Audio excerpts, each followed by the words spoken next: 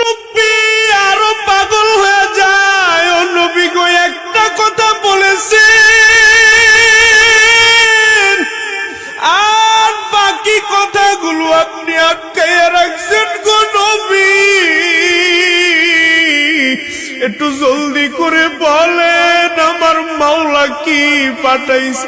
আমি কোরআন পড়তে পারি না, তবে আল্লাহর কোরআনের মর্যাদা ভালো করে বুঝতে পেরেছি। নবী আমার ডাক দিয়া কয়, এ সাধারণ মুরব্বি শুনেন, আমার আল্লাহ আরো বলেছে, কোন ব্যক্তি যদি দুনিয়ার মধ্যে আল্লাহর কোরআন থেকে সূরা ইখলাস 2 বার তেলাওয়াত করে,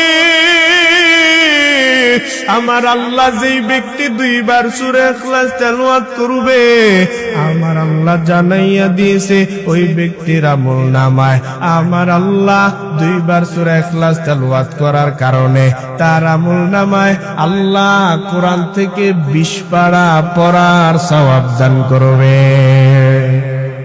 মুরব্বির উৎসাহ বাড়ে না কমে। মুরব্বি আরো পাগল হয়ে গেলেন। এবার যাইয়া নবীর কাছে আবার কয়, পয়গম্বর,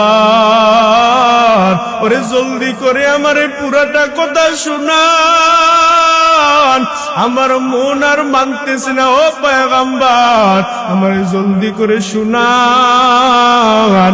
মুরব্বি কথা বলার পর নবী আমার ডাক দিয়া কয়, ও সাধারণ মুরব্বি, শুনিয়া নেন, আমার মাওলার কোরআনের সম্মান কেমন জানেননি?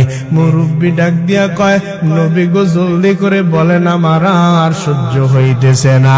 নবী আমার ডাক দিয়া কয়, মুরব্বি শুনিয়া নেন, আমার আল্লাহ আরো জানাইয়া দিলেন, দুনিয়ার মধ্যে যদি কোনো ব্যক্তি যদি আমার মাওলার কোরআন থেকে ছোট্ট সূরা ইখলাসটা 3 বার তেলাওয়াত করে, আমার আল্লাহ তার কোরআন থেকে 30 পারা পড়া তথা কোরআনটা খতম করার সওয়াব আল্লাহ দান করবে। আশায় আশায় জনম গেল মাওলা, চাইলা না ফিরিয়া,